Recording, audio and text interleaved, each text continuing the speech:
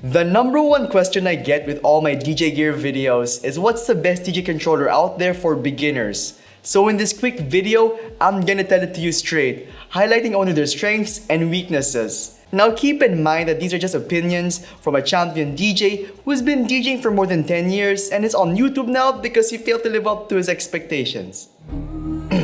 Anyway, the contenders are the DDJ 400, DDJ SB3, S2 Mark III, and a Mixtrack Platinum FX. But before we begin, let me first say their similarities.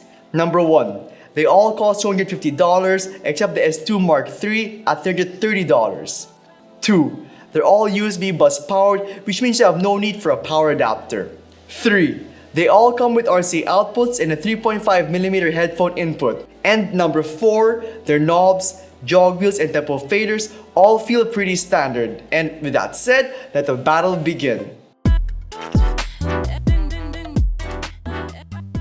Let's start with the DDJ 400. The major strengths of this controller are the following. Number 1, it comes with Rekordbox DJ software, and this software is completely free. No need to upgrade to anything here because all the features you'll ever need from DJing are present and a lot more than what you think, unless you want to upgrade to cloud service stuff. Number 2, the layout is similar to the equipment you'll find in festivals and in clubs. So practicing on this controller and its software better prepares you to handle using the more expensive stuff down the line. Number 3, the responsiveness of the jog wheels and everything else is lightning fast. Scratching feels like a breeze on this controller.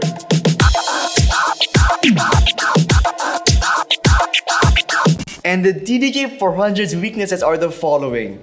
Number 1, it feels plasticky and is pretty lightweight, and the overall feel of the controller is a bit cheap. Number 2, the jog wheels and tempo faders are small, making it a little bit more difficult for beginners to mix, at least in their early stages.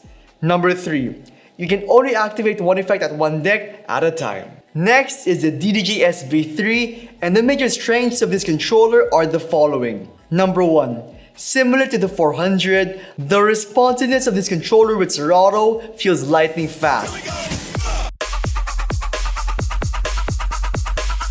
Number 2, you can activate 3 effects on each deck, which makes creative mixing a lot more fun. And number 3, the jog wheels and tempo fader are a bit bigger on this unit compared to the 400, which is always appreciated for beginner DJs who are just starting out. And its weaknesses are the following. Number 1, like the 400, since they're made by the same company, this controller too feels lightweight and plasticky.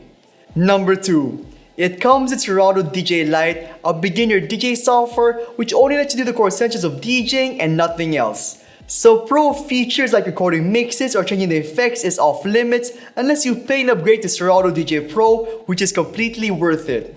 Now Rekordbox DJ and Serato DJ Pro offer almost the exact same thing and even almost exact same experience. They're both amazing softwares that do the job of DJing and a lot more. Anyway, the next controller on this list is the Traktor S2 Mark III, and its strengths are the following. Number 1, its software. I've been using Traktor since 2007, and to this very day, I still use it because of its dependability and overall amazing perfect layout. Also, like the DDJ 400, everything you'll ever need from its software is available right out the box. Number 2, it feels premium. Everything on this controller just screams quality. And its weaknesses are the following. Number 1, it's expensive at $330. Number 2, Traktor is out of date. Native Instruments is no longer focused on catering to the growing needs of the DJ, so Traktor is pretty much dead software with a very limited future. Anyway, let's finally talk about the Numark Mixtrack Platinum FX, and its strengths are the following. Number 1, it has the biggest jog wheels, tempo faders, and volume faders among all these units, making learning how to mix for beginners a lot more easier and intuitive. Number 2, it has a paddle effects feature which makes using effects feel fun. Number 3, in the center of each jog wheel is a color display which helps keep your eyes on the equipment. Number 4, despite its $250 price tag, it feels premium and expensive. It has a solid weight to it, and all its components feel just better than the SB3 and 400. And its weaknesses are the following.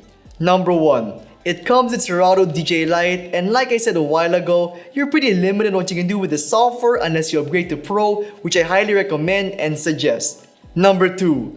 Among all the controllers in this list, it's not the best to scratch with. You can technically do the basics, but doing the more advanced and complicated stuff is a stretch compared to using the SB3. And I think it's due to the latency between the jog wheels and the software, which could be improved in future updates. But I think it's mostly due to the sheer weight of the jog wheels. They're just too heavy for a scratch nerd like myself. Now before I rank each controller, let me first say this. There is no best DJ controller out there.